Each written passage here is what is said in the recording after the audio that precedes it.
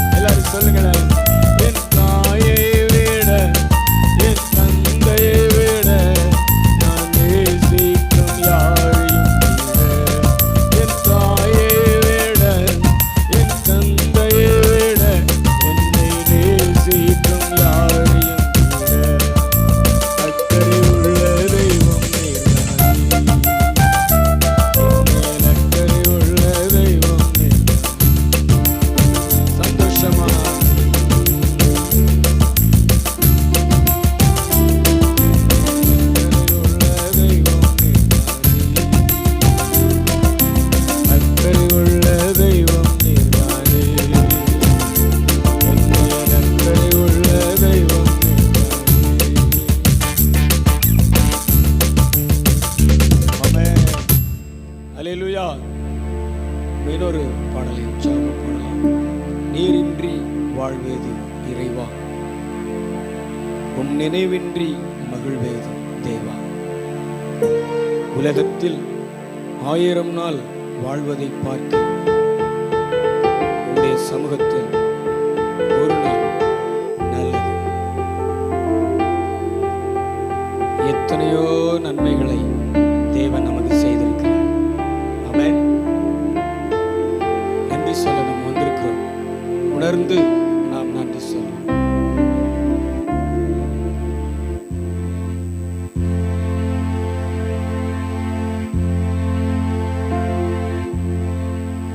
Hallelujah.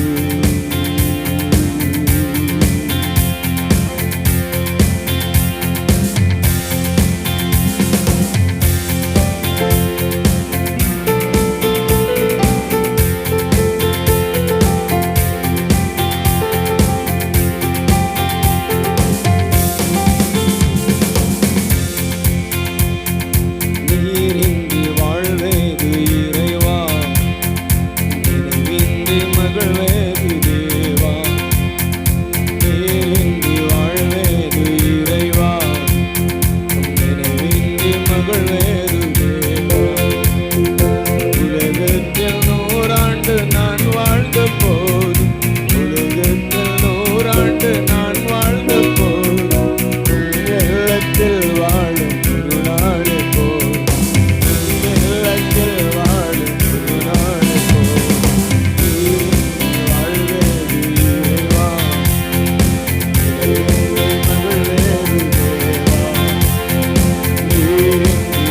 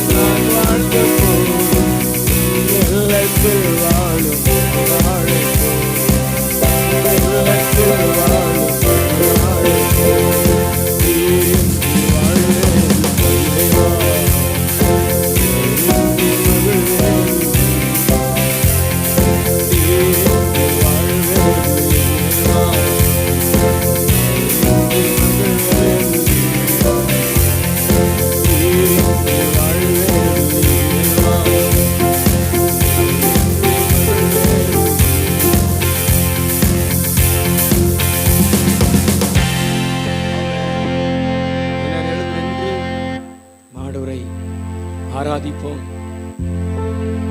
Thank you Jesus. எல்லாம் கொஞ்ச நேரம் எழுந்து நின்று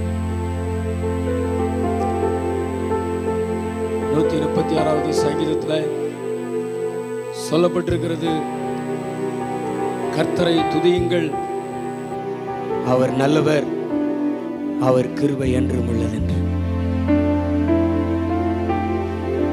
அவருடைய கிருபை இந்த உலகத்துல மாறாமல் இருக்கிறபடினால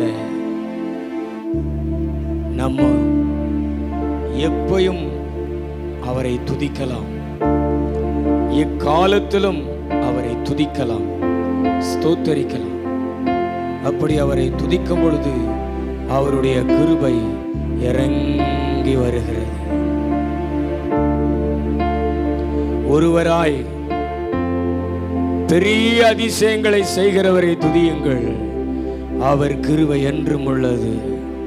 இன்னைக்கும் அவர் ஒருவரா நம்முடைய வாழ்க்கையில பெரிய அதிசயங்களை செய்வதற்கு அவர் வல்லவராய் இருக்கிறாரு. எல்லாரும் அவரை துதிப்பீங்களா? அன்றைக்கு செங்கடலை பிளந்த தேவன், அன்றைக்கு யோர்தானை குவியலாக நிறுத்தின தேவன், அன்றைக்கு வனாந்தரத்தில் காடைகளையும் கற்பாறையிலிருந்து தண்ணீரையும் கொண்டு வந்த தேவன் இன்றைக்கும் உயிரோடு இருக்கிறார். நம்முடைய அப்பா ரட்சிக்க கூடாதபடி அவருடைய கை குறுகி போகவில்லை, கேட்க கூடாதபடி அவருடைய செவி மந்தமாகவில்லை. அவர் மாறாதவராக இருக்கிறார். நாம் மாறாமல் ஆண்டவரை துதித்தா அவருடைய கிருபை நம்ம மேல இறங்கி வரும். 2025வது ஆண்டில 6 மாதங்கள் அவருடைய கிருபை நம்ம மேல இருந்தது போல இந்த 7வது மாதத்திலையும் அவருடைய கிருபை நம்ம மேல இருக்கும். ஏன்னா அவர் இருக்கிறாரே. கர்த்தர் நல்லவர், அவர் கிருபை என்றும் உள்ளது. ஒருவராய் மாபெரும் அதிசயங்களை செய்கிறவர், ஒருவராய் மாபெரும் அதிசயங்களை செய்கிறவர். நல்ல வாய் திறந்து கர்த்தர் நல்லவர், அவர் கிருபை என்றும் உள்ளது மற்றும் சொல்லுங்க. யோசபாத் ராஜாவும் யூத ஜனங்களும் இந்த துதியை சொல்லிதான் எதிரியை வீழ்த்தி ஆசீர்வாதங்களை அள்ளி கொண்டார்கள். நீங்க மௌனமா இருந்தீங்கன்னா ஆசீர்வாதத்தை அள்ளி கொள்ள முடியாது. நல்ல வாய் திறந்து நல்ல கை தட்டி இயேசு நல்லவர், இயேசு நல்லவர் சொல்லுங்களேன் சகோதரர்கள், சொல்லுங்களேன். நல்ல அந்நிய பாஷையில நிறைஞ்சு கடமைக்காக நம்ம ஆராதிக்க கூடாது. கர்த்தருடைய ஆசீர்வாதத்தை நம்ம சுதந்திரிக்கணும், அப்படி சொல்லி ஆராதிக்கணும். வாலிப பிள்ளைகள் நல்ல வாய் திறந்து பேசுங்கள, அப்பா கூட பேசுங்கள. இந்த ஆராதனை வேளையில ஆண்டவர் உங்களை தொடுகிறார். குருடர்களுடைய கண்களை தொட்டு திறந்த தேவன், செவிடர்களுடைய செவிகளை தொட்டு செவிகளை திறந்த தேவன், மரித்த லாசருவை உயிரோடு எழுப்பின தேவன், தண்ணீரை திராட்சரசமாய் மாற்றின தேவன், 5 அப்பா 2 மீன் 5000 பேருக்கு போஷிக்க கொடுத்த தேவன் இன்றைக்கு உயிரோடு இருக்கிறார். உங்களை நடத்துவார், உங்க வாழ்க்கையை நடத்துவார், குறைவுகளை நிறைவாக்கி நடத்துவார். மௌனமா இருக்காதீங்க, பேசுங்க. வருஷத்தை நன்மையினால் முடிசூட்டுகிறவர், பாதையெல்லாம் நெய்யாய் பொழிய செய்கிறவர். இறங்கட்டும் உங்க அபிஷேகம் எல்லாரும் மேல இறங்குது பாருங்களேன். இத கொஞ்சம் சின்சியரா செய்யற பிள்ளைகள் மேல ஆண்டவர் ஆண்டவருடைய கிருபை இறங்குகிறத பார்க்கிறேன். இத கொஞ்சம் சின்சியரா செய்யற பிள்ளைகள் மேல ஆண்டவருடைய கிருபை இறங்குகிறத பார்க்கிறேன். எல்லா அந்நிய பாஷையில பேசுங்க.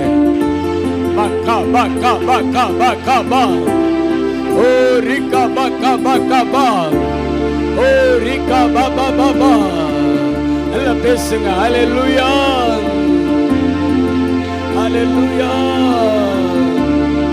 ஒருவராய் மாபெரும் அதிசயங்களை செய்தவரே உமக்கு ஸ்தோத்திரம்.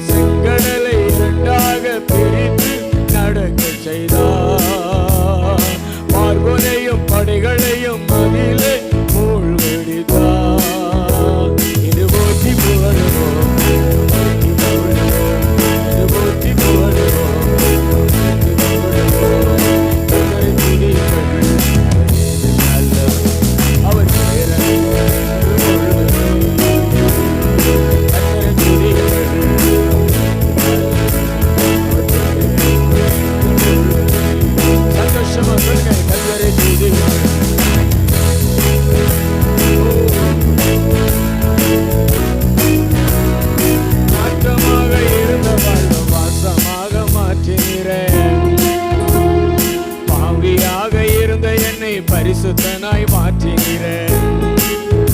சத்தமா நாற்றமாக இருந்த என்னை வாசமாக மாற்றினீரேன். ஓ பாவியாக இருந்த என்னை பரிசுத்தனாய் மாற்றினீரேன். நல்லவரே வல்லவரே சொல்லுங்களேன்.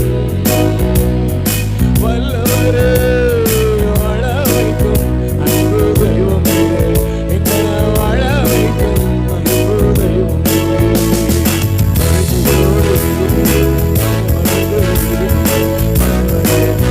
ராஜா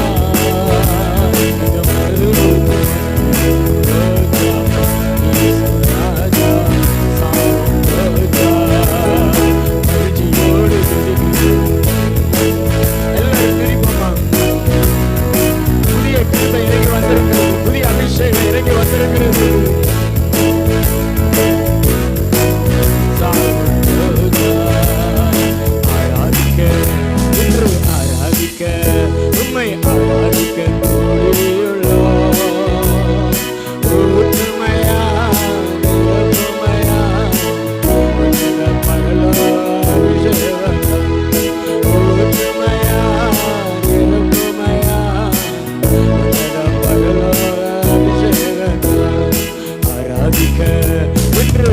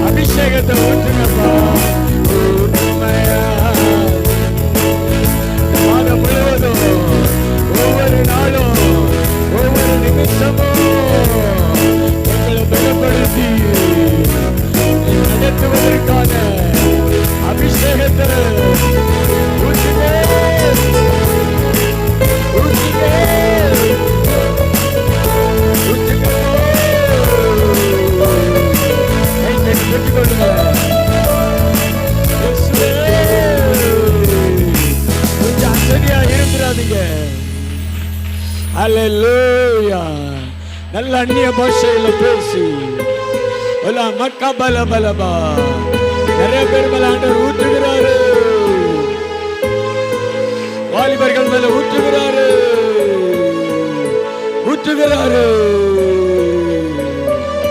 நன்றி நன்றி நன்றி நன்றி நன்றி நன்றி இயேசுவே.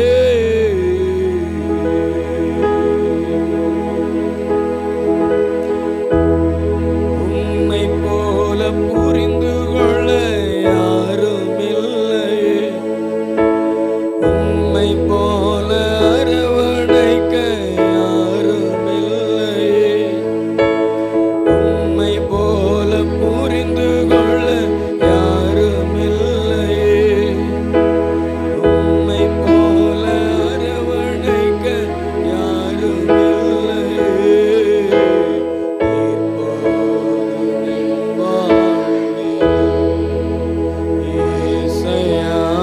நீர் போதும் என் வாழ்விலே, நீர் போதும் என் வாழ்விலே, ஏசையா நீர் போதும் என் வாழ்விலே. தாய் போல தேற்றி ஒரு தந்தை போல ஆற்றி தோள் மீது சுமந்திடும் என் ஏசையா. தாய் போல தேற்றி ஒரு தந்தை போல ஆற்றி தோள் மீது சுமந்திடும் என் ஏசையா. அப்பாவை பார்த்து சொல்லுங்களேன், உம்மை போல. அப்படியே 2 கைகளை விரித்து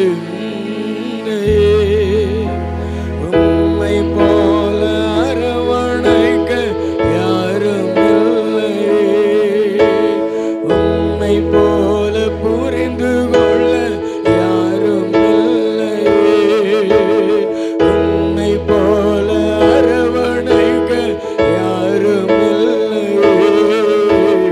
நீர் போதும் என் வாழ்விலே, ஏசையா நீர் போதும் என் வாழ்விலே.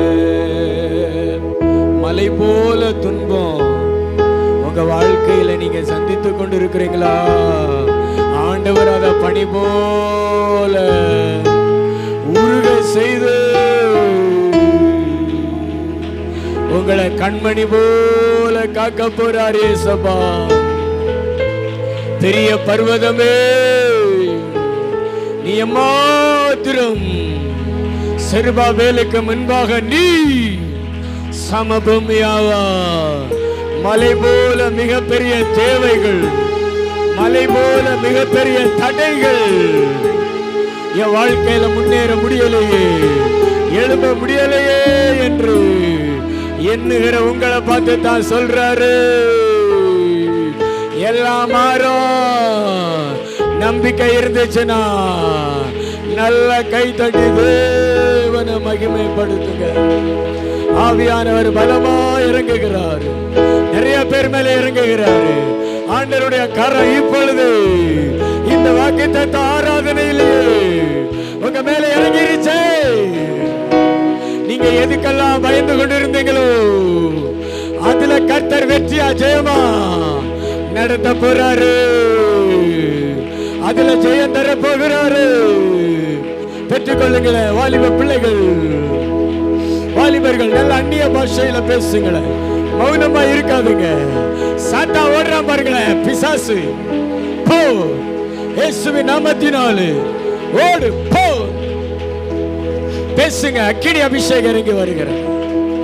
இந்த கால வேளையில கிருபை உள்ள பாத்திரங்களாக எல்லா பாத்திரங்களை நிரப்புகிறாரு. கண்ணீரோடு வந்திருக்கிற மகளே, உனக்கு நான் சந்தோஷம் தருவேன், உனக்கு நான் கம்பீரம் தருவேன், நீ கலங்க தேவையில்லை.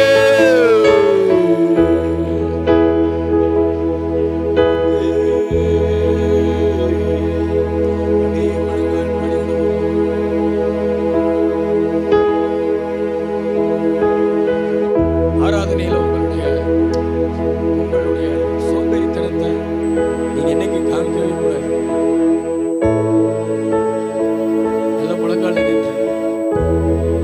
ஆசீர்வாதத்தை சுதந்திரிக்கணும் அப்படிங்கிற சிந்தனை மாத்திரம் இருக்கட்டும். எல்லாருமே நேர் முழங்கால் இரண்டு கைகளை விரித்து, எங்களை நடத்தினவரே, எங்களை நடத்த போகிறவரே, உங்களுடைய கரங்கள் ஆண்டவரிடத்தில் கொடுங்க. என்னை நடத்துங்கப்பா.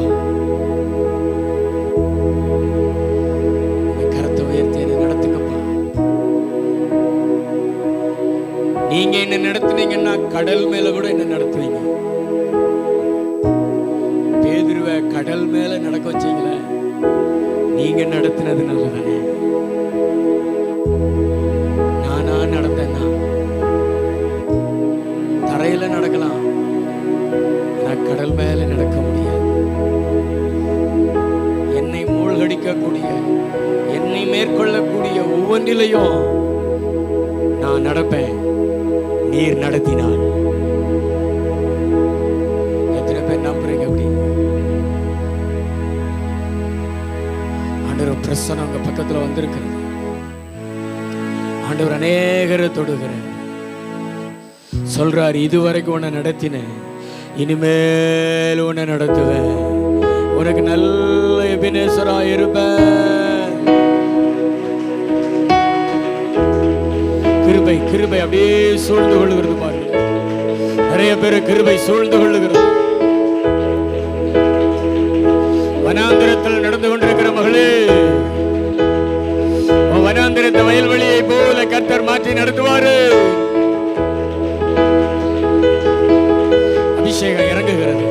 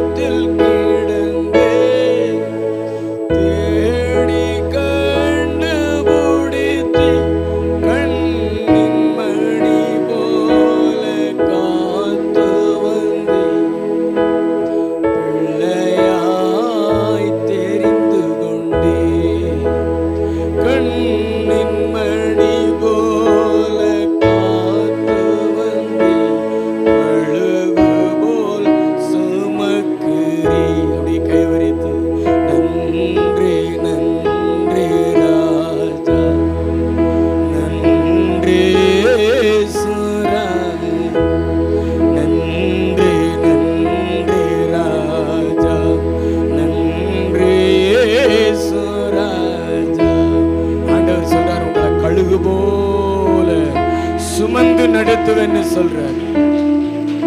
நீ சரிக்கு விழுகிற நேரங்கள் எல்லாம் உன்னை தாங்குவேன். போன மாசத்துல உன்னை தாங்கினல, ஒரு சேதம் இல்லாம, ஒரு சேதம் இல்லாம உன்னை தாங்கினல. கர்த்தர் சொல்றாரு, இந்த மாசமா உன்னை நான் தாங்குவேன். பெற்றுக்கொள்ளுங்கள் அவருடைய அபிஷேகத்தை.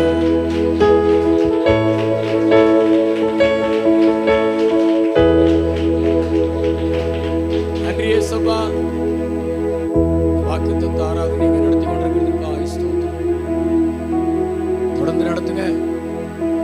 எங்களோடு பேசுங்க, மகிமைப்படுங்க, கனத்தை மகிமை மட்டும் செலுத்துங்க.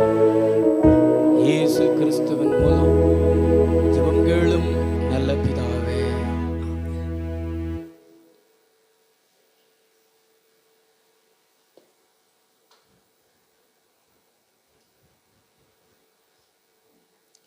ஆண்டவர் இயேசு கிறிஸ்துவின் விலையேறப்பட்ட நாமத்தினால உங்கள் யாவரையும் நான் வாழ்த்துகிறேன்.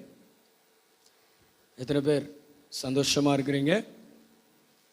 இந்த புதிய மாதத்தில் இந்த முதல் நாளில் உங்களை காண்பதில் ரொம்ப சந்தோஷம் அப்படி சொல்லி பக்கத்தில் இருக்கிறவங்கள பார்த்து கை கொடுத்து சொல்லுங்கள். ரொம்ப சந்தோஷம். ஆமென். கர்த்தர் நல்லவர்.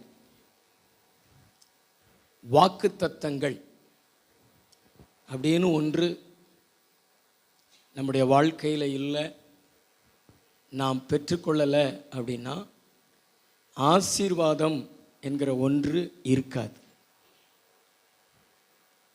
நம்முடைய தேவன் நம்மளை ஆசீர்வதிக்கணும், நம்மளை உயர்த்தணும் அப்படின்னா திடீர்னு உயர்த்த மாட்டார். அதற்கு முன்பாக அவருடைய வார்த்தைகளை, வாக்குத்தத்த வார்த்தைகளை கொடுப்பார்.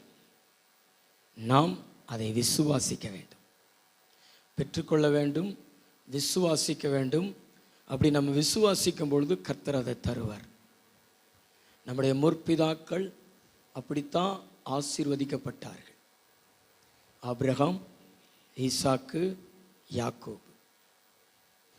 வாக்குத்தத்தத்தை கொடுத்து தான் தேவன் அழைத்தார். ஒவ்வொரு சூழ்நிலைகளையும் சந்தர்ப்பங்களையும் அவங்களுக்கு அந்த கொடுத்த வாக்குத்தத்தத்தை மறுபடியும் மறுபடியும் நினைப்பூட்டி அவங்கள ஆசீர்வாதத்தின் பாதையில் நடத்தினார்.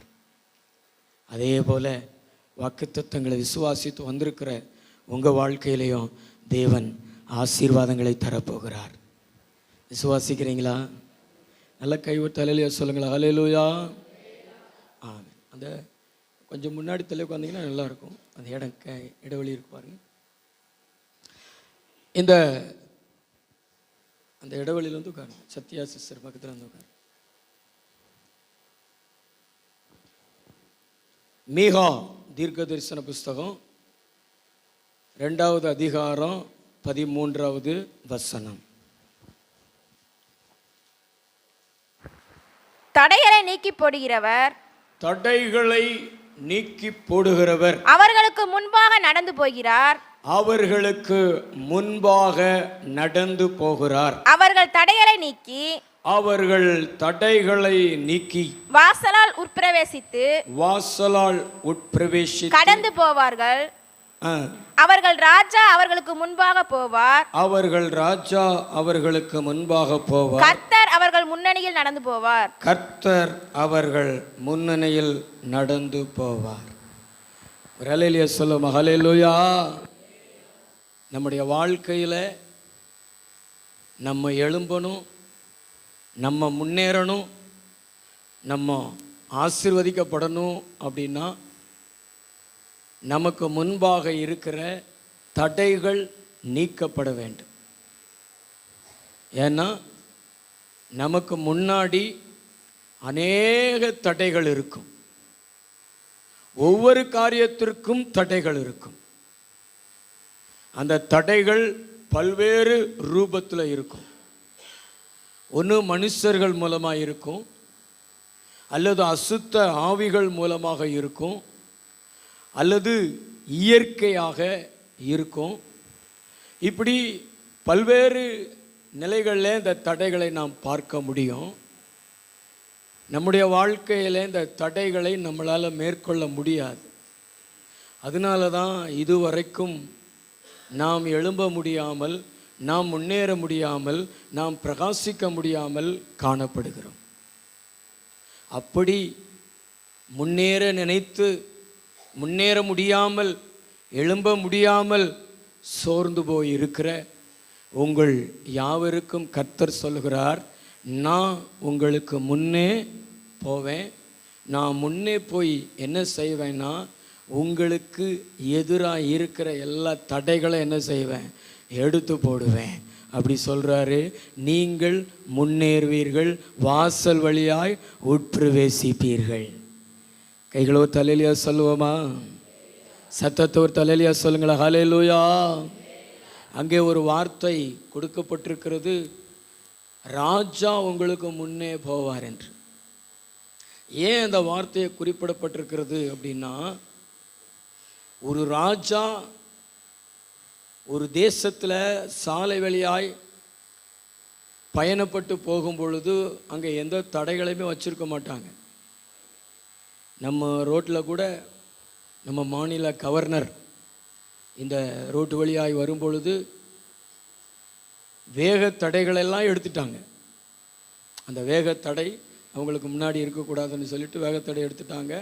அவங்க வந்துட்டு போன பின்பு அந்த வேகத்தடையை போட்டாங்க. ஏன் அப்படின்னா, அவங்க ஒரு கவர்னராக, ஆளுநராக இருக்கிறாங்க. அப்போ ஆண்டவர், நம்முடைய ராஜா நமக்கு முன்னாடி போகும் பொழுது தடைகள் தானா என்ன செஞ்சிடும், விலகிறோம். நம்ம ராஜா முன்னாடி போவார், நம்ம பின்னாடி முன்னேறி கொண்டே போவோம். இந்த மாதத்தில் தேவன் நமக்கு சொல்லுகிற வார்த்தை, உங்களுடைய தடைகள் நீங்கும், உங்களுடைய தடைகளை நீக்கி போடுவேன் என்று கர்த்தர் சொல்லுகிறார். நல்ல கைத்தட்டி ஆண்டவருக்கு நன்றி சொல்லுவோமா? பக்கத்துங்களை பார்த்து சொல்லுங்களேன், உங்கள் தடைகள் தானாய் நீங்கும். நீங்கள் உங்கள் தடைகளோடு போராட வேண்டியதில்லை. நீங்கள் படைகளாக ஆண்டவருக்கு பின்னாடி போவீங்க. உங்களுக்கு முன்னாடி ராஜா தடைகளை நீக்கி கொண்டே போவார். நீங்கள் முன்னேறுவீர்கள், நீங்கள் லக்கை அடைவீர்கள், நீங்கள் ஆசீர்வாதத்தை சுதந்தரித்துக் கொள்வீர்கள். ஏன்னா நம்முடைய ராஜா நமக்கு முன்னாடி போகிறாரு. நம்ம போய்கிட்டே இருப்போம், எங்கேயும் நிற்க வேண்டியது இருக்காது, எங்கேயும் கால தாமதமாகாது. நம்பினீங்கன்னா நல்ல தலைக்கு மேலே கூட கைத்தட்டி, எங்கள் தடைகளை நீக்கி போட வந்த தயாளரே உமக்கு ஸ்தோத்திரம் அப்படி சொல்லுங்களேன். நல்ல கைத்தட்டி அப்படி அந்நிய பாஷையில கூட பேசுங்களேன். இப்பொழுது ஆண்டவர் அசுத்த ஆவிகளின் தடைகளை எடுத்து போடுறாரு, மனுஷ தடைகளை எடுத்து போடுறாரு, இயற்கையின் தடைகளை எடுத்து போடுறாரு. நம்முடைய ஆண்டவர் நீக்க முடியாத தடைகள் எதுவுமே கிடையாது. எல்லா தடைகள் மேலேயும் அதிகாரம் உள்ளவர், எல்லா தடைகள் மேலேயும் ஆளுகை உள்ளவர், ராஜாதி ராஜா. அதனால தான் அவருக்கு முன்னாடி செங்கடல் பிளந்தது. செங்கடல் எல்லாம் இந்த உலகத்தில் யாருமே பிளக்க முடியாது, செங்கடல் பிரியாது. ஆனால் மூசைக்கு முன்பாக சேனைகளின் தேவனாகிய கர்த்தர் செங்கடலுக்கு முன்னாடி நின்றபோது அது இரண்டாய் பிரிந்தது. ஆமென். உலக தோற்றத்திலிருந்து இன்றைக்கு வரைக்கும் அப்படிப்பட்ட ஒரு காரியம் மூசை நாட்களில் நடந்தது போல இன்னைக்கு நடக்கலை.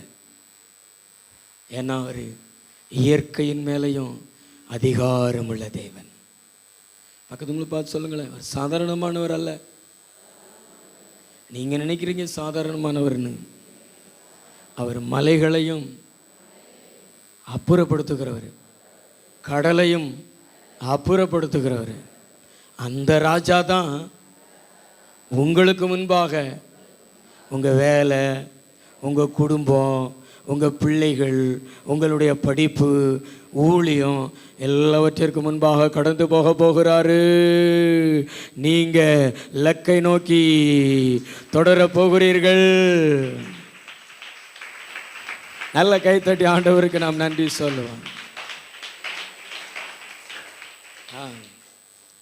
தேவன் தடைகளை நீக்கி போடும் பொழுது என்னென்னலாம் நடக்கும் அப்படிங்கிறத நான் உங்களுக்கு சொல்கிறேன். யோசுவாவின் புஸ்தகம் 11வது அதிகாரம் 23வது வசனம். அப்படியே யோசுவா கர்த்தர் மோசேயினிடத்தில் சொன்னபடியெல்லாம் தேசம் அனைத்தையும் பிடித்து அதை இஸ்ரவேலருக்கு அவர்கள் கோத்திரங்களுடைய பங்குகளின்படியே சுதந்திரமாக கொடுத்தான். யுத்தம் ஓய்ந்ததினாலே தேசம் அமைதலாயிருந்தது. அல்லேலூயா. நம்முடைய வாழ்க்கையில் தேவன் வாக்குத்தத்தங்களை கொடுத்திருக்கிறார். என்ன கொடுத்திருக்கிறார்? என்ன கொடுத்திருக்கிறார்? வாக்குத்தத்தங்களை கொடுத்திருக்கிறார். எத்தனை பேர் ஒவ்வொரு காரியத்தை குறித்தும் தேவனிடத்தில் வாக்குத்தத்தங்கள் பெற்றிருக்கிறீங்க? கைகளை உயர்த்தி காமிங்க. பிள்ளைகளை குறித்து, குடும்பத்தை குறித்து, உங்கள் சரீரத்தை குறித்து நீங்கள் ஜெபிக்கும் பொழுது தேவன் உங்களுக்கு வாக்குத்தத்தம் கொடுத்து, எத்தனை பேர் வாக்குத்தத்தங்களை பெற்றிருக்கிறீங்க? 2 கை கூட உயர்த்தி காமிங்களேன். நீங்கள வாக்குத்தத்தங்களை பெறலையா? பெற்றீங்கன்னா கையை வைத்து காமிங்க. சாமுவேல் வாக்குத்தத்தங்கள் பெறலையா? உண்மையாக வாக்குத்தத்தப்பட்டிருந்தீங்கன்னா நல்லா கை வைத்து காமிங்க. இதில் கை கிளப்படாதீங்க. நிறைவேறிடுச்சு பாஸ்டர், ஆண்டவர் நிறைவேற்றிட்டாரு அப்படி சொல்கிறவங்க கைக்குள்ளே போட்டுருங்க. இன்னும் கொஞ்சம் நிறைவேறாமல் இருந்தாலும் கையை வைத்துக்கோங்க. அப்போ இத்தனை பேருடைய வாழ்க்கையிலையும் தேவன் வாக்குத்தத்தங்களை கொடுத்துருக்கிறாரு. ஆனால் அந்த வாக்குத்தத்தங்கள் இன்னும் நிறைவேறவில்லை. இன்னும் இந்த வாக்குத்தத்த ஆசீர்வாதங்களை நம்ம என்ன செய்யலை, சுதந்திரித்து கொள்ளலை. அதுக்கு காரணம் என்ன அப்படின்னா தடைகள். அதுக்கு காரணம் என்ன? தடைகள். நம்ம சக்திக்கு மிஞ்சின பலமான தடைகள். ஆண்டவர் சொல்கிறாரு, அந்த தடைகளை எடுத்து உங்களுக்கு தேவன் கொடுத்த வாக்குத்தத்த ஆசீர்வாதங்களை நீங்கள் சுதந்திரித்து கொள்ளும்படி தேவன் கிருபை செய்ய போகிறார். விசுவாசிக்கிறீங்களா? விசுவாசிச்சிங்கன்னா நல்ல கைத்தட்டி ஆண்டவருக்கு நன்றி சொல்லுங்க. எகிப்து தேசத்திலிருந்து இஸ்ரவேல் ஜனங்களை ஆண்டவர் வெளியே கொண்டு வந்தார். நலமும் விசாலமுமான பாலும் தேனும் ஓடுகிற கானான் தேசத்தை உங்களுக்கு தருவேன்னு சொல்லி தான் கூட்டிகிட்டு வந்தார். ஆனால் 40 வருஷம் ஆச்சு. காரணம் என்ன அப்படின்னா, அவங்க ஒரு அடி எடுத்து வச்ச உடனே பெரிய தடை. செங்கடல் இருக்குது, வனாந்தரம், தண்ணி இல்லை. அடுத்து பார்த்தா எரிகோ நிற்கிது, அடுத்து யோர்தான் நிற்கிது. இத்தனை தடைகளையும் தேவன் தவிடுபடியாக்கி தன்னுடைய பிள்ளைகளை தான் கொடுத்த வாக்குத்தத்த தேசத்தை சுதந்திரிக்கும்படி செய்தார். யோசுவாவின் காலத்தில் அந்த தேசத்தை ஜனங்கள் எடுத்து கொண்டார்கள். யோசுவா பங்கிட்டு கொடுத்தார். தேசம் அமைதலாயிருந்தது. அதே போல தேவன் உங்களுக்கு கொடுத்த பிராமிஸ் வார்த்தைகள் இந்த மாசத்துல நிறைவேற போகிறது. அது திருமண ஆசீர்வாதமாக இருந்தாலும், கர்ப்பத்தின் கனிக்காக நீங்கள் வாக்குத்தத்தங்களை பெற்றிருந்தாலும், ஒரு வீட்டுக்காக, ஒரு வேலைக்காக, குடும்ப சமாதானத்துக்காக, அல்லது புதிய தொழிலுக்காக, தொழிலில் முன்னேற்றத்திற்காக, நீங்கள் எந்த காரியத்திற்காக வாக்குத்தத்தங்களை பெற்றிருந்தாலும் கர்த்தர் இந்த மாசத்துல அதில் கொண்டு போய் உங்களை நிறுத்த போகிறாரு. அதை நீங்கள் கையில் எடுத்துக்கொள்ள போகிறீங்க. இயேசு ஜீவிக்கிறார். இயேசு மாறாதவராக இருக்கிறாரு. இவ்வளவு நாள் நீங்க ஜெபித்த அந்த ஜெபங்களுக்கு, நீங்க வடித்த அந்த கண்ணீருக்கு, நீங்க எதிர்பார்த்த அந்த எதிர்பார்க்குதலுக்கு கர்த்தர் அற்புதங்களை செய்ய போகிறார். இனி உங்களுக்கு ஏமாற்றம் இல்லை. இந்த மாசத்துல நடந்துராதா? அப்படியெல்லாம் எதிர்பார்த்தீங்களே, கர்த்தர் சொல்றாரு, இந்த மாசத்துல நீ ரிசல்ட்டை பார்ப்ப, நீ முடிவை பார்ப்ப, நீ ஆசீர்வாதத்தை பார்ப்ப. நம்புறீங்களா? யோசுவாவின் தேவன் நம்முடைய தேவன். யோசுவா கர்த்தர் மோசேனிடத்தில் சொன்னபடியெல்லாம் தேசம் அனைத்தையும் பிடித்து, பக்கத்துங்களை பார்த்து, தேவன் உங்களுக்கு சொன்னபடியெல்லாம் ஆசீர்வாதத்தை எடுத்துக் கொள்வீர்கள். அது பெருசோ, அது சிறுசோ, அது இயற்கைக்கு அப்பாற்பட்டதோ அல்லது இயற்கைக்கு உட்பட்டதோ ஏதோ, ஆனால் வாக்குத்தத்த ஆசீர்வாதங்களை சுதந்திரிக்கும்படி தேவன் உங்களுக்கு கிருபை மேல் கிருபை செய்வார். விசுவாசிக்கிறீங்களா? நம்ம ஊழியத்திற்கென்று தேவன் கொடுத்த, நம்ம சபை மக்களுக்கென்று தேவன் கொடுத்த இந்த வருட வாக்குத்தத்தத்தையும் இந்த மாசத்துல தேவன் நிறைவேற்றுவாரு. யாக்கோபே, நீ பயப்படாதே, உன் வலது கரத்தை பிடித்து நான் உனக்கு துணை நிற்கிறேன். நம்புனீங்க? நல்ல தலைக்கு மேல கூட கைத்தட்டி ஆவியானவருக்கு நன்றி சொல்லுவோமா சகோதரர்கள்? அதற்கு தக்கன பலனை ஆண்டவர் உங்களுக்கு கொடுப்பாரு. கர்த்தர் சொல்றாரு, என்னை பலப்படுத்துகிற கிறிஸ்துவினாலே எல்லாம் செய்ய எனக்கு பலன் உண்டு. யோசுவாவை பலப்படுத்தின தேவன், தடைகளை நீக்குவதற்கு கிருபை செய்த தேவன் உங்களோடு இருந்து உங்களை பலப்படுத்தி தடைகளை நீக்கி போடுவார். நீ தடைகளை பார்த்து நீங்கள் சோர்ந்து போக தேவையில்லை. ஆமென். வாக்குத்தத்த ஆசீர்வாதத்தை சுதந்தரிப்போம். பக்கத்தில் பார்த்து சொல்லுங்களேன், வாக்குத்தத்த ஆசீர்வாதத்தை சுதந்தரிப்போம். இரண்டாவது ஒரு காரியத்தை நம்ம வாசிக்கலாம். சகாரியாவின் புஸ்தகம் 4வது அதிகாரம் 6, 7.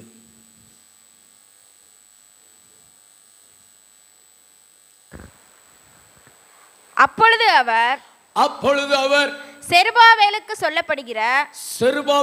சொல்லப்படுகிற கர்த்தருடைய வார்த்தை என்னவென்றால் பலத்தினாலும் அல்ல பராக்கிரமத்தினாலும் அல்ல என்னுடைய ஆவியினாலே ஆகும் என்று சேனைகளின் கர்த்தர் சொல்கிறார். அல்லேலூயா, அல்லேலூயா. செருபாபேல் கர்த்தருடைய ஊழியக்காரன்.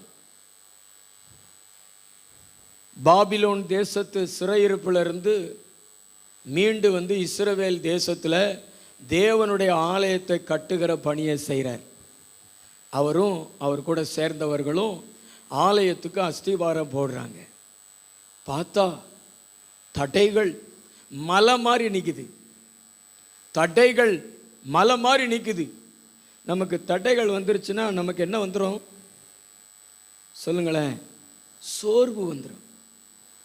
என்ன சிஸ்டர், தடைகள் வந்துருச்சுன்னா நமக்கு என்ன வந்துடும்? ஒரு காரியத்தை நீங்கள் செய்ய போகிறீங்க, தடைகளாக வருது, சோர்ந்து போயிடுவீங்க. அது மாதிரி தான் இந்த செருபாபேல் சோர்ந்து இருக்கும் பொழுது கர்த்தர் வாக்குத்தத்தம் கொடுக்குறாரு. பெரிய பர்வதமே நீ எம்மாத்திரம் என் தாசனாகிய செருபாபேலுக்கு முன்பாக தடைகள் சமபூமியா மாறும்னு சொல்றாரு. பலத்தினாலும் அல்ல பராக்கிரமத்தினாலும் அல்ல என் ஆவினால ஆகும்னு சொல்றாரு. அதே மாதிரி அந்த தடைகள் மாறுகிறது, ஆலயம் கட்டப்படுகிறது. ஆமே. நம்முடைய வாழ்க்கையில் ஆலயம் கட்டப்பட வேண்டும். ஆலயம் என்பது ஆராதனை, ஜபம், ஆவிக்குரிய வாழ்க்கை. பூமிக்குரிய வாழ்க்கையெல்லாம் கட்டி கொண்டிருக்கிற, பூமிக்குரிய வாழ்க்கையை கட்டி இருக்கிற மக்களுக்கு அநேகருடைய வாழ்க்கையில் ஆவிக்குரிய வாழ்க்கையை கட்ட முடியலை. காரணம் என்ன அப்படின்னா தடைகள். ஆலயம் இல்லைன்னா ஆசீர்வாதமும் இல்லை. ஆலயம் என்பது ஆராதனை, ஜபம், ஆவிக்குரிய வாழ்க்கை. இந்த ஆவிக்குரிய வாழ்க்கைக்கு தடை பண்ணுகிறது எது அப்படின்னா பிசாசு, அசுத்த ஆவி. என்னது? அசுத்த ஆவி. நீங்கள் ஆராதனைக்கு வராமல் இருப்பதற்கு, நீங்கள் ஜெபிக்காமல் இருப்பதற்கு, நீங்கள் ஆலயத்துக்கு வராமல் இருப்பதற்கு ஒரு காரணம் இருக்கும்.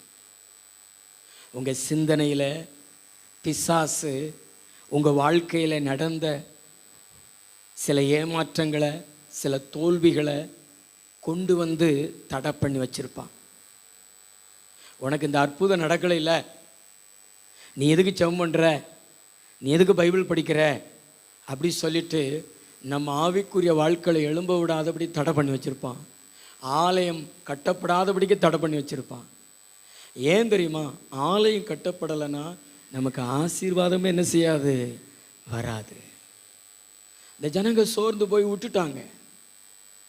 அதனால பார்த்தீங்கன்னா ஆசீர்வாதம் இல்லை. ஆகாய் தீர்க்க தரிசன புஸ்தகத்தில் பார்த்தீங்கன்னா திரளாக விதைக்கிறாங்க, ஆனால் கொஞ்சமாக அறுக்கிறாங்க. அவங்க தண்ணீர் குடிக்கிறாங்க, தாகம் தீரலை. சாப்பிட்றாங்க, திருப்தி இல்லை. பையில் போடுறாங்க, அதாவது பொத்தலான பையில் போடுறது மாதிரி வர்ற வருமானமெல்லாம் புசுக்கு புசுக்கு புசுக்கு என்ன செய்யுது, போய்கிட்டே இருக்குது. செலவு. அவங்க வாழ்க்கையில் ரொம்ப கஷ்டத்தை அனுபவிச்சாங்க. அப்போ ஆண்டவர் தீர்க்கதரிசியின் மூலமாக நீங்கள் மலைகளுக்கு ஏறுங்கள், மரங்களை வெட்டுங்கள், ஆலயத்தை கட்டுங்கள் அப்படின்னு ஆண்டவர் சொன்ன உடனே, நான் உங்களை ஆசீர்வதிப்பேன்னு சொன்ன உடனே இவங்க எல்லாரும் ஒருமனமாக கூடி மலைகளுக்கு போய் மரங்களை வெட்டி ஆலயத்தை கட்ட ஆரம்பிச்சிட்டாங்க. என்ன தடைகள் மாறிடுச்ச. ஆலயம் கட்டின உடனே அவங்களுக்கு ஆசீர்வாதம் வந்துருச்சு. நீங்கள் வாசித்து பாருங்களேன். ஆகாய் தீர்க்க தரிசன புஸ்தகம் 2:9. முந்தின ஆலயத்தின் மகிமையை பார்க்கிலும் முந்தின ஆலயத்தின் மகிமையை பார்க்கிலும் இந்த பிந்தின ஆலயத்தின் மகிமை பிந்தின ஆலயத்தின் மகிமை பெரிதா இருக்கும் என்று சேனைகளின் கர்த்தர் சொல்லுகிறார். இவ்விடத்தில் சமாதானத்தை கட்டளையிடுவேன். சேனைகளின் கர்த்தர் ஆலயம் கட்டப்பட்ட உடனே சமாதான வீட்டுல கட்டப்பட்டுருச்சு. குடும்பத்தில் சமாதானம் கட்டப்பட்டுருச்சு, மனசுல சமாதானம் கட்டப்பட்டுருச்சு. ஹல்லேலூயா. சமாதானத்தின் ரகசியம் ஆலயம். பக்கத்துல பார்த்து சொல்லுங்களேன், சமாதானத்தின் ரகசியம் ஆலயம். குடும்பத்தில் சமாதானம் இல்லையா, ஆலயத்தை கட்டுங்க. ஆலயம்னா என்னது? ஜெபம். ஆலயம்னா என்னது? ஆராதனை. ஆலயம்னா என்னது? ஆண்டவருடைய பிரசன்னம். உங்கள் மேலே கட்டுங்க, உங்கள் வீட்டில் கட்டுங்க, உங்கள் வாழ்க்கையில் கட்டுங்க. ஜெபத்தை அதிகப்படுத்துங்க, ஆராதனை அதிகப்படுத்துங்க, ஆண்டவருக்கு கொடுக்கறத அதிகப்படுத்துங்க, தேவ பிரசன்னத்தினால நிரப்புங்க. ஆலயம் வந்துருச்சுன்னா அங்கே ஆண்டவருடைய பிரசன்னம் வந்துருமே. ஆண்டவருடைய பிரசன்னம் தான் சமாதானத்தை கொடுக்கும். எத்தனை குடும்பங்களில் ஜெபம் இருக்கிறது? குடும்ப ஜெபம் எத்தனை குடும்பங்களில் இருக்கிறது? கை வைத்து காமிங்க. நாங்கள் குடும்பமாக ஜெபம் பண்ணுவோம் பாஸ்டர். ஒரு 2 கரங்கள் தான் உயருது. இங்கே எத்தனை குடும்பங்களில் ஜெபம் இருக்கிறது? குடும்ப தலைவர்கள் மாலையில் வேலைக்கு போயிட்டு வந்து சாப்பிட்டு தூங்க போகிறதுக்கு முன்னாடி குடும்பமாக ஒரு பாட்டு பாடி யாரையாவது ஒருத்தரை ஜெபிக்க சொல்லி அடுத்து நித்திரைக்குள்ளே போகிறவர்கள் உண்டா? அதனால தான் குடும்பத்தில் என்ன இல்லை சொல்லுங்க, சமாதானம் இல்லை. இனிமேல் அதை செஞ்சு பாருங்க. காலையில் குடும்பமாக ஜெபிக்கிறதுக்கு வாய்ப்பு இருக்காது, ஆனால் மாலையில் தூங்குவதற்கு முன்பாக குடும்பமாக எல்லோரும் உட்காந்துக்குங்க. கணவர், மனைவி, பிள்ளைகள் ஒரு பாடல் பாடுங்க, ஒரு சங்கீதம் வாசிங்க. யாரையாவது ஒருத்தரை ஜெபம் பண்ணுங்க. இன்றைக்கி நீ ஜெபம் பண்ணணும், நாளைக்கு நான் ஜெபம் பண்ணுறேன் அப்படி சொல்லிட்டு ஜெபம் பண்ணிட்டு பாடுங்க. நிச்சயமாக சொல்கிறேன், உங்கள் வீட்டில் ஆலயம் கட்டப்பட்டுருச்சா அங்கே சமாதானம் வந்திருக்கும். அல்லேலூயா. எத்தனை பேர் அதை செய்வீங்க? இந்த மாதத்தில் நாங்கள் செய்வோம் பாஸ்டர்ன்னு சொல்கிறோங்க. கண்ணியம்மா சிஸ்டர் செய்வீங்களா? உங்கள் வீட்டுக்காரர் உங்களுக்கு முன்னாடி உட்கார வச்சு நீங்களே பாஸ்டர் ஆயிருங்க. ஜெபம் பண்ணுங்க. உங்கள் குடும்பத்தை விட்டு சமாதானம் விலகவே விலகாது. ஏன்னா ஆலயம் இருக்கிற இடத்துல என்ன இருக்கும்? சமாதானம். சொல்லுங்களேன், சமாதானம். ஏன்னா இந்த உலகத்தில் மக்களுக்கு பணம் இருக்குது, பதவி இருக்குது, ஆனால் சமாதானம் மட்டும் இல்லை. அதை அவர் தானே கொடுக்க முடியும். அவர் தானே சமாதானத்தின் ராஜா. ஆமென். ஜெயிப்பீங்களா? எத்தனை பேர் குடும்ப ஜெபம் ஜெபிப்பீங்க? அர்ப்பணிப்பில்லை பாருங்களேன். ஆண்டவர் உங்ககிட்ட தான் பேசுகிறாரு. நாங்கள் ஜெபிப்போம் பாஸ்டர்ன்னு சொல்கிறாங்க. இன்றைக்கி ஸ்டார்ட் பண்ணி பாருங்களேன். ஜெபிப்போம் பாஸ்டர்ன்னு சொல்லுங்கள். 2 கை உயர்த்தி காமிங்களேன்.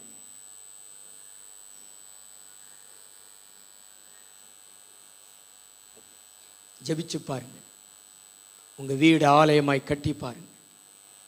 உங்கள் வீட்டுக்குள்ளே ஒரு குட்டி ஆலயம் எழும்பட்டும், சமாதானத்தினால் நிறையட்டும். இன்னொரு ஆசீர்வாதம் பாருங்களேன். ஆகாய் 2:19. களஞ்சியத்தில் இன்னும் விதை தானியம் உண்டோ? 2:19 இன்று முதல் உன்னை ஆசீர்வதிப்பேன். அதான் ஆசிங்க. களஞ்சியத்தில் இன்னும் விதை தானியம் உண்டோ? திராட்சை செடியும் அத்திமரமும் மாதுளஞ்செடியும் ஒலிவ மரமும் கனி கொடுக்கவில்லையே, நான் இன்று முதல் உங்களை ஆசீர்வதிப்பேன் என்று சொல்கிறார். இன்று முதல் உங்களை ஆசீர்வதிப்பேன்.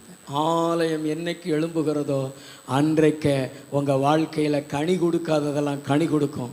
உங்கள் வேலையில் விருத்தி வரும், உங்களுடைய வியாபாரத்தில் விருத்தி வரும், உங்கள் விவசாயத்தில் விருத்தி வரும். இன்று முதல் நான் உங்களை ஆசீர்வதிப்பேன் என்று கர்த்தர் சொல்லுகிறார். ஆலயம் எழும்பின உடனே ஆசீர்வாதம் இறங்கி வந்துடும். அல்லேலூயா. நல்ல கை தட்டி ஆண்டவருக்கு நன்றி சொல்லுங்களேன். உங்கள் வேலையில் விருத்தி வரும் பாருங்களேன், உங்கள் வியாபாரத்தில் விருத்தி வரும் பாருங்களேன், உங்கள் விவசாயத்தில் விருத்தி வரும் பாருங்களேன், உங்களுடைய மரங்களில் கனிகள் வரும். நல்லா தான் கை தட்டி கர்த்தருக்கு ஸ்தோத்திரம் செலுத்துவோம். ஹல்லேலூயா, ஹல்லேலூயா. கற்பத்தின் கனி ஆண்டவர் தருவார். இன்று முதல் நான் உன்னை ஆசீர்வதிப்பேன். ஏன் ஆண்டவர் இன்று முதல் அப்படி சொல்லியிருக்காரு? என்னைக்கு ஆலயம் கட்ட ஆரம்பித்தாங்களோ அன்றைக்கு தான் ஆசீர்வாதம் உங்கள் வாழ்க்கையில் வருது. நீங்கள் ஆலயத்தை கட்டுங்க, ஆசீர்வாதம் உங்கள் வாழ்க்கையில் அன்றைக்கே ஸ்டார்ட் ஆயிடும். ஆனால் ஆலயத்தை கட்டுறது தடைகள் நீங்கினா தான் கட்ட முடியும். அதாவது பிசாசு கொண்டு வருகிற தடை. நேற்று ஒரு வீட்டுக்கு ஜெபம் பண்ண போயிருந்தோம். அந்த சகோதரி அவங்கள ஒரு காரியத்தை சொன்னாங்க. பாஸ்டர், என்னுடைய வாழ்க்கையில் நான் எங்கள் அப்பா இறந்ததுலேருந்து நான் பின்மாற்றம் ஆயிட்டேன். முன்ன மாதிரி நான் ஆண்டவருக்குள்ளே ஜெபிக்க முடியலை, ஆராதிக்க முடியலை. அதிலிருந்து தான் எனக்கு பின்மாற்றம் அப்படி சொன்னாங்க. அவங்க சொன்ன காரியம் என்னென்னா, அவங்க ஜெபிக்கணும் அப்படின்னு சொல்லி கண்ணை மூடும் பொழுது ஒரு சிந்தனை வருமா, நீ உங்கள் அப்பாவுக்காக ஜெபம் பண்ணல, உங்கள் அப்பாவை ஆண்டவர் காப்பாற்றல, நீ எதுக்கு ஜெபம் பண்ணுற அப்படின்னு ஒரு சிந்தனை வருமா. ஜெபம் பண்ண மாட்டாங்களா? ஆண்டவர் எனக்கு உணர்த்தி காமிச்சாரு. அதுதான் நம்ம வாழ்க்கையில் ஆலயம் கட்டக்கூடாதபடிக்கு பிசாசு கொண்டு வருகிற தடை. அல்லேலூயா. இன்னைக்கு நிறைய பேருடைய வாழ்க்கையில் அந்த சிந்தனையில் பிசாசு கொண்டு வருகிற தாட்ஸுகள், காரியங்கள். நீங்கள் சில இழப்புகளை சந்திச்சிருப்பீங்க, நீங்கள் சில நஷ்டங்களை சந்திச்சிருப்பீங்க, நீங்கள் ஒரு ஏமாற்றத்தை சந்திச்சிருப்பீங்க. அதை கொண்டு வந்து உங்கள் ஆண்டவர் ஜெபத்தை கேட்க மாட்டார். அவர் எதுக்கு நீ ஆராதிக்கிற, அவருடைய ஆலயத்துக்கு நீ எதுக்கு போகிற, அவரிடத்துல நீ ஏன் ஜெபம் பண்ணுற அப்படின்னு சொல்லிட்டு பிசாசு உங்களை முடக்கி வச்சிருப்பான். உங்களுடைய ஜெபம், உங்களுடைய ஆராதனை, உங்களுடைய ஆவிக்குரிய வாழ்க்கை முடங்குதுன்னா உங்கள் வாழ்க்கையில் சமாதானம், உங்கள் வாழ்க்கையில் பிளஸ்ஸிங் முடங்கிரும். அதனால தான் கர்த்தர் இடத்துல சொன்னார், அந்த சிந்தனையில் இருக்கக்கூடிய அந்த சாத்தானுடைய தடையை எடுத்து என் பிள்ளைகளை ஆவிக்குரிய வாழ்க்கையில் இந்த மாசத்துல நான் உயர்த்தி காட்டுவேன்னு சொல்லியிருக்கிறாரு. நம்பிக்கை இருக்குதா? சோர்வுகளை எடுத்து போடுவேன், சோர்வுகளை அகற்றி போடுவேன். என் பிள்ளைகள் இனி புத்துணர்வோடு என்னிடத்துல ஜெபிப்பார்கள், ஆசீர்வதிப்பார்கள்.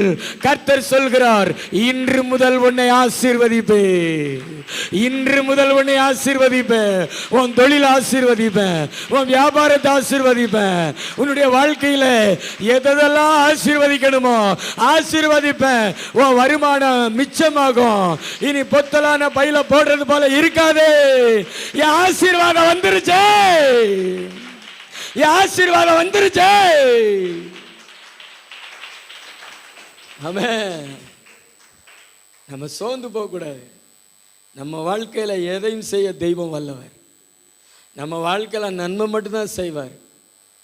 நம்ம வாழ்க்கையில ஒன்று நடக்குதுன்னா அதை நன்மைக்காக தான் செஞ்சிருப்பார் ஆண்டவர். ஆனால் பிசாசு அதையே மாற்றி விடுவான். எங்கள் ஆண்டவரை பற்றி எங்களுக்கு தெரியும்.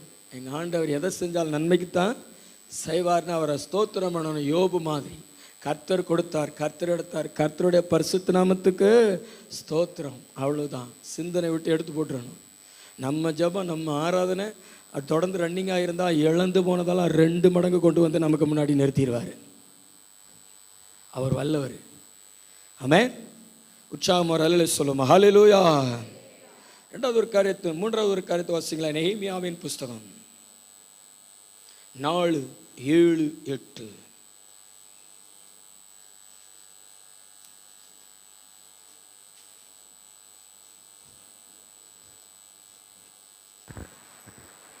எருசலேமின் அலங்கத்தை கட்டுகிற வேலை, எருசலேமின் அலங்கத்தை கட்டுகிற வேலை வளர்ந்தேறுகிறது என்றும் வளர்ந்தேறுகிறது என்றும் இடிக்கப்பட்ட இடங்கள் அடைபட்டு வருகிறது என்றும் இடிக்கப்பட்ட இடங்கள் அடைந்து வருகிறது என்றும் சன்பல்லாத்தும் தொபியாவும் அரேபியரும் அம்மோனியரும் அஸ்தோத்தியரும் கேட்டபோது அவர்கள் மிகவும் எரிச்சலாகி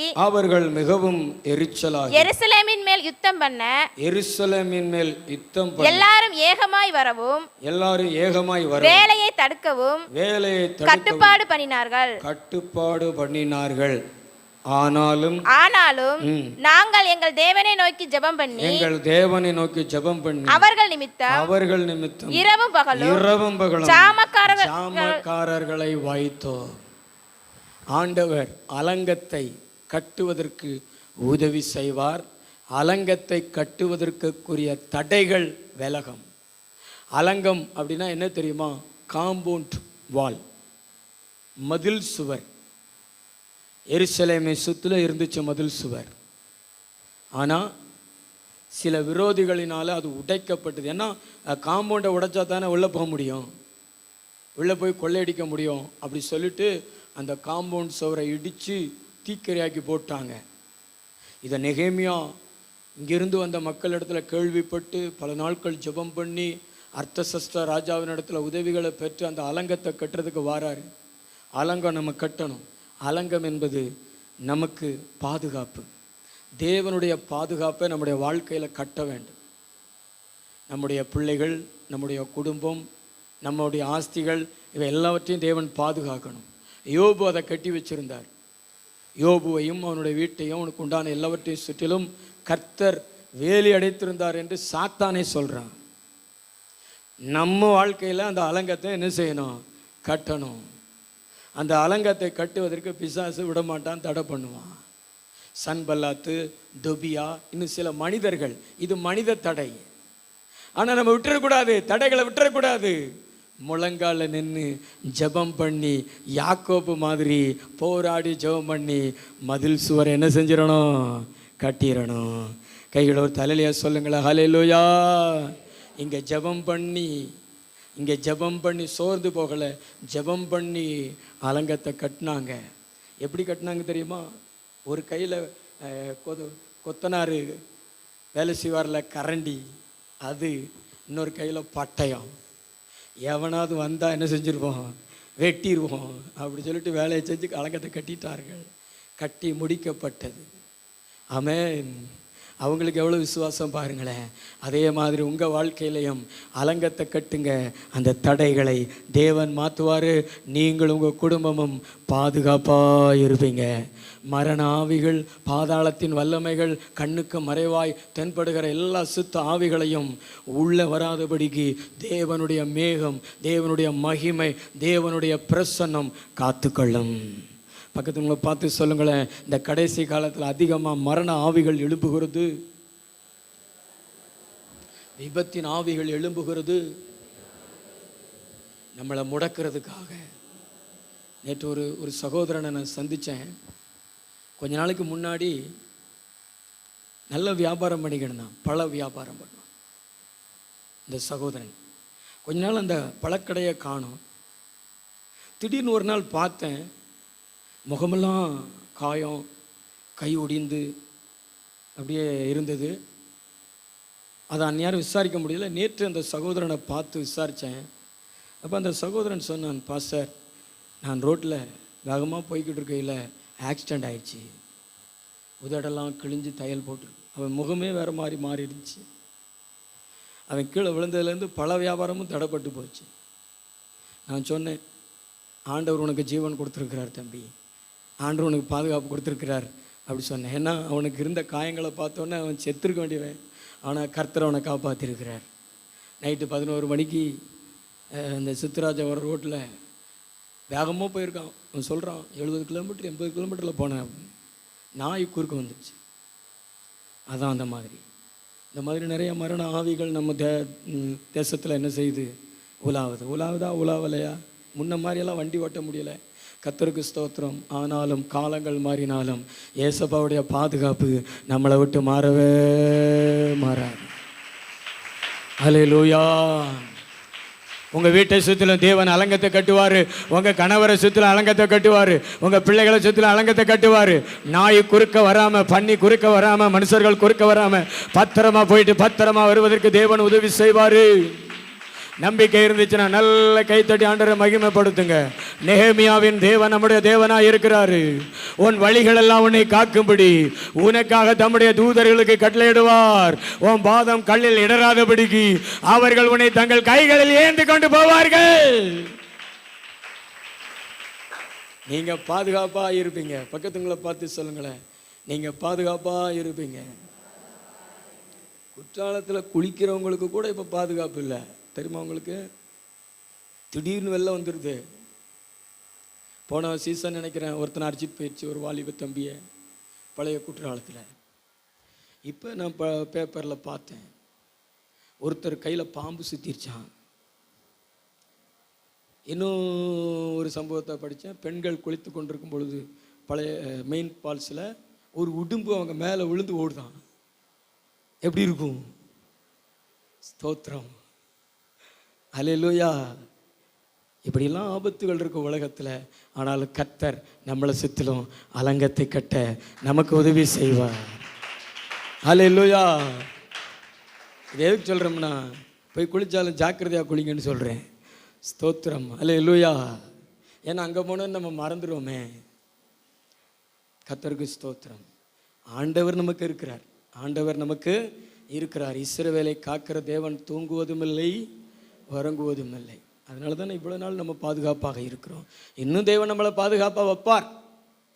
நம்மளை கொண்டு அவர் செய்ய நினைத்திருக்கிறது, நாம் அவருக்கு செய்ய நினைத்திருக்கிறதெல்லாம் கர்த்தர் நடத்தணுமே. ஒரு போதகர் சொன்னார், ஒரு பிரபலமான ஒரு போதகர், சென்னையில் கூட்டத்தை முடித்து விட்டு திருநெல்வேலியை நோக்கி போகும் பொழுது கங்கை கொண்டான் அந்த இடத்துல ஒரு பாலம் இருக்கிறது. ரெண்டு, இந்த பஸ்ஸு போய்கொண்டிருக்கிறது, இந்த பஸ்ஸை இன்னொரு பஸ்ஸு கிராஸ் பண்ணுது, அந்த பஸ்ஸை இவர் கிராஸ் பண்ணுறாரு. அப்படி மாறி மாறி போய்கிட்டு இருக்கையில் இவர் போன பஸ்ஸு, அவர் போன அந்த பஸ்ஸு ஓடைகளை போயிடுச்சு. இவர் போன பஸ்ஸு ரோட்டில் அப்படி மல்லாக்க கவுந்துருச்சு, அப்படியே கவுந்துருச்சு. இவர் உள்ளே கிடக்கிறார் அடியில். அப்புறம் எல்லோரும் சன்னலை உடைச்சிட்டு வெளியே வராங்க. தீயணைப்பு துறையெல்லாம் வந்து அவங்கள வெளியே ஏற்றுறாங்க. இவர் வெளியே வராரு. ஆனால் இப்படி தட்டி விட்டு சாதாரணமாக வந்தார். அவர் சொல்கிறாரு, ஒரு காயமும் எனக்கு கிடையாது அப்படி சொல்கிறார். அவர் ஆண்டவர்கிட்ட ஜெபம் பண்ணாராம். ஆண்டவர் சொன்னாராம், நான் உனக்கு செய்ய வேண்டியது நிறையா இருக்குது, நீயும் எனக்கு செய்ய வேண்டியது நிறையா இருக்குது, அது வரைக்கும் பிசாசு உன்னை தொட முடியாதுன்னு சொன்னாராம். அல்லேலூயா. நல்ல கைத்தட்டி ஆண்டவருக்கு நன்றி சொல்லுவாமா. நாம் அலங்கத்தை கட்டுவோம், பாதுகாப்பை கட்டுவோம். கொஞ்சம் ஒரு போராட்டம் இருந்துச்சுன்னா ஜெபம் பண்ண ஆரம்பிச்சிருங்க. முழங்கால் போட்டு, எசப்பா எங்கள் குடும்பத்தை பாதுகாத்துக்கொள்ளும், தப்புயும் சொல்லி ஜெபம் பண்ணுங்க. கர்த்தர் பாதுகாப்பார். 1 சாமுவேல் 1:20 வாசிங்க.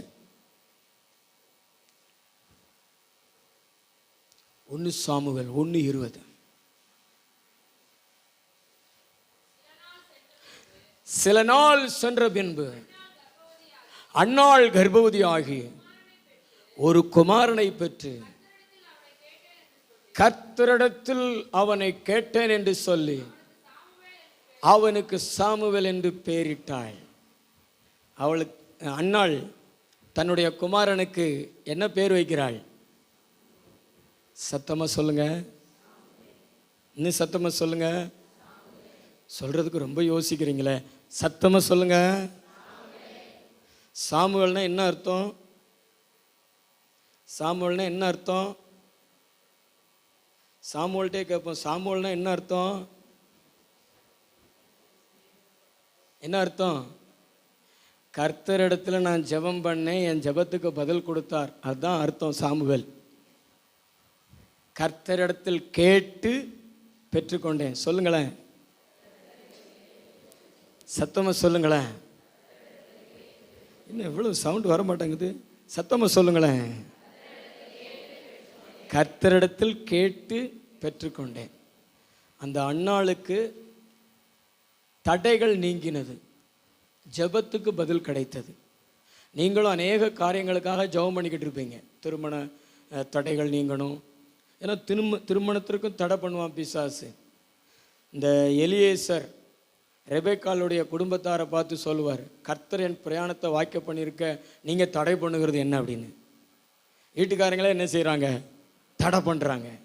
சில பெற்றோர் தடையாக இருப்பாங்க, சில வேறு பொருளாதார தடை இருக்கும், பல தடைகள் இருக்கும். திருமண தடைகள் இருக்கும், கற்பத்தின் ஆசீர்வாதத்துக்கு சரீர தடைகள் இருக்கும், பிசாசின் தடைகள் இருக்கும்.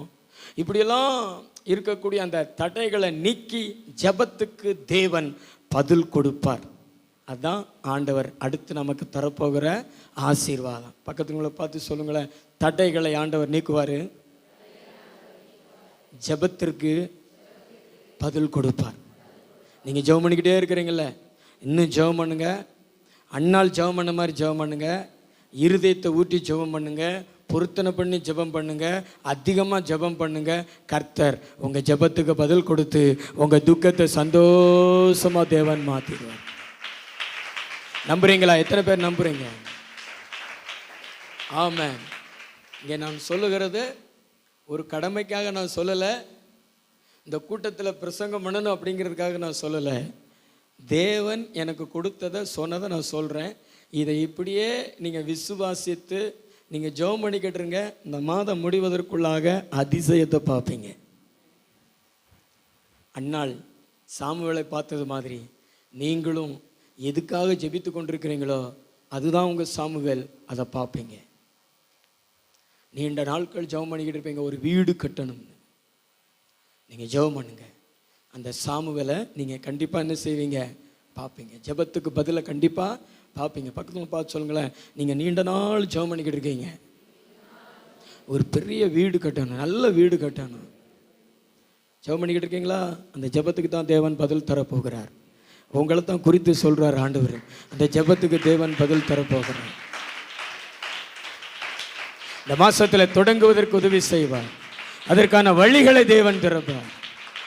உங்க இருதயத்தில் இருக்கிற வழிகளை தேவன் மாற்றி வழிகளை தேவன் திறப்பார். நம்புறீங்களா? எத்தனை பேர் நம்புறீங்க? தடைகள் நீங்குகிறது. இயேசுவின் நாமத்தினால தடைகள் நீங்குகிறது. பிசாசின் தடைகள் நீங்குகிறது. மனுஷ தடைகள் நீங்குகிறது. ஜெபம் பண்ணிக்கிட்டே இருங்க. சோர்ந்து போகாதீங்க, அழுவாதீங்க. அழுத காலமெல்லாம் முடிய போகிறது. அன்னாள் அழுத காலங்கள்லாம் முடிஞ்சிருச்சு. அவளுடைய கணவருடைய மனைவி வார்த்தையினால் விசனப்படுத்துவாள். இவங்க போய் அழுதுகிட்டு இருப்பாங்க. கணவர் வந்து தேற்றுவார். அந்த காலங்கள்லாம் முடிஞ்சு போச்சு. இனி எடுத்துக்கொள்ளுகிற காலம், இனி சுதந்திரிக்கிற காலம், ஜெபத்திற்கு பதிலை பெற்றுக்கொள்ளுகிற காலம் இது. அல்லேலூயா. இனி உங்க கண்களில் ஒரு சொட்டு கண்ணீர் தேவன் வரவிட மாட்டார். அது முடிஞ்சிருச்சு. உங்க நிந்தை முடிஞ்சிருச்சு. இது இல்லாதவள் அது இல்லாதவள் என்று சொல்லப்பட்ட அந்த வார்த்தைக்கு தேவன் ஒரு முடிவு. நம்புறீங்களா? கர்த்தரால் செய்யக்கூடாத காரியம் ஒன்றும் இல்லை, எல்லாம் செய்ய வல்லவராய் இருக்கிறார். கடைசியா ஒன்றை மட்டும் வாசிங்க. 2 சாமுவேல் 5:6-7.